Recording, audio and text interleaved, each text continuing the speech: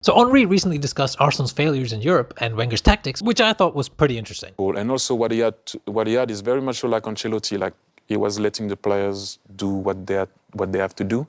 It wasn't, do you know what I mean? Like it wasn't so much do this, no. Yeah. Bring the, don't do that, don't move there, don't go in behind, stay. No, it wasn't so much like that. Do you think that, because I always say the Arsenal team that you played in was the toughest team I played against, and not just in the Premier League, and I played lots of European games. That was playing against you between 2002 and 2004, but you never won the Champions League. Yeah. And when you're talking about the way Arsenal was there, could that have stopped you, do you think, in certain games? I would say that sometimes we played games. So for example, look, no disrespect to the team that we went to a final in 2006, right? That team has nothing to, if you compare the teams before, like you can't even, I don't know if anyone will start in the team before. Mm-hmm. There's one thing that I wanted to add, and I talked to you about it. Dennis Bergkamp couldn't play away from home. Sometimes. It is, and for the way we used to play, it was very important for us. But not only that, but sometimes, yeah, we did have that approach of playing away from home, 4-4-2, let's go. So sometimes you need to, okay, they're good. Okay, you're not going to have your usual, we on the ball, it's going to be easy, they're good. And on that run of the Champions League 2006, it is the first time Arsenal played, you watch in the Champions League, we played 4-5-1.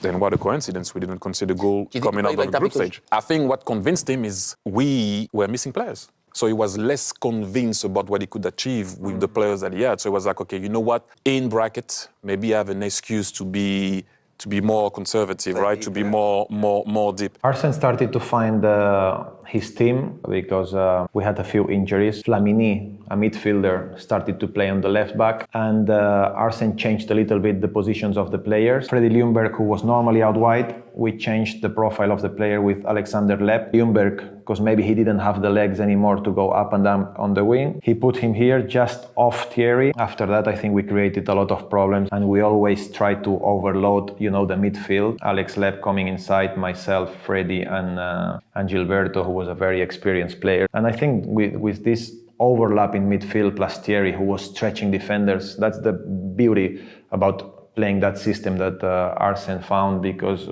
we're overloading the midfield, but at the same time Thierry, because he was so powerful going behind, the defenders were so scared that they were never, if Thierry was coming here, they would rather let him come and take the ball than attacking.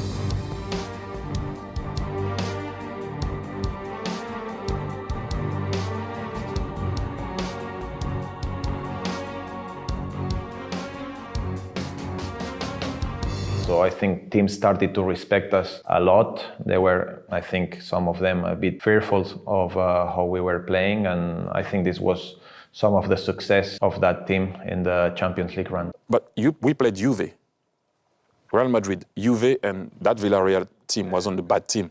We didn't concede a goal. Yeah. With that team, no disrespect, I'm just saying with that team, just because the shape was right. Here's Henry getting cleared. It's Thierry Henry! He scored! He scored for Arsenal in the Bernabeu! Thierry Henry, the Gunner Galactico! A simply staggering result for Arsenal.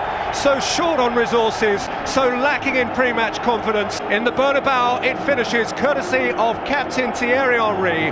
Real Madrid 0.